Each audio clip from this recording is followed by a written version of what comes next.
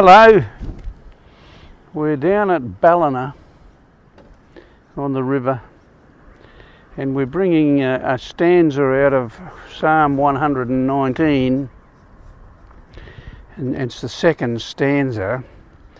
Every stanza, there were 22 of them, is named after a Hebrew alphabetic letter, and this is the letter BETH in Hebrew.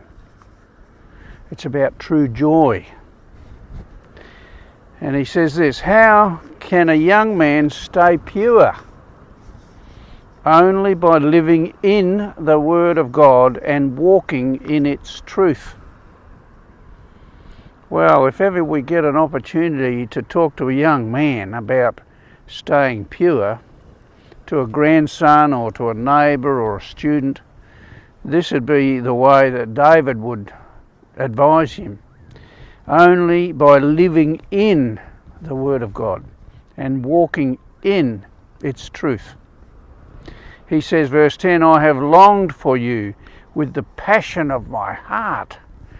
Don't let me stray from your direction. You see how he's longing with passion for God as he's wanting to stay on track. He says, don't let me stray from your directions. Verse 11, I consider your word to be my greatest treasure, and I treasure it in my heart. Oh, that's amazing. In other versions, he says, I have stored up your word in my heart so that I might not sin against you. So he considers his word very, very, very valuable. And he says, my wonderful God, you are to be praised above all. Teach me the power of your decrees. I speak continually of your laws, and I recite out loud your counsel to me. So he loves the counsel of the Lord. Verse 14,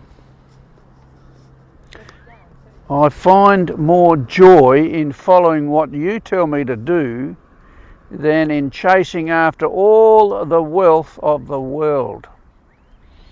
Well, there's a really rich comparison there. He's all the wealth of the world versus what God tells him to do. More joy in that, following that, than chasing all the money in the world. Verse 15, I set my heart on your precepts. I pay close attention to all your ways. My delight is found in all your laws, and I won't forget to walk in your words. He actually recites them and learns them off by heart so that he doesn't go astray in his life and in his walking. That's amazing. I just love the way the word builds on the word. When it says, I have a passion for your decrees. It's a very emotional statement, and we're emotional beings, and sometimes that's what gets us first. But it goes on to say, teach me the power of your ways. In other words, I know what you want, but how can I make it work for me? And God will do that for us. As soon as you give him permission or ask a question, he will answer it, and he will encourage you in his ways. And I just love it, the way the Psalms teach us on all levels. Knowledge, putting into things into a practical way, and even the passion of it. Great.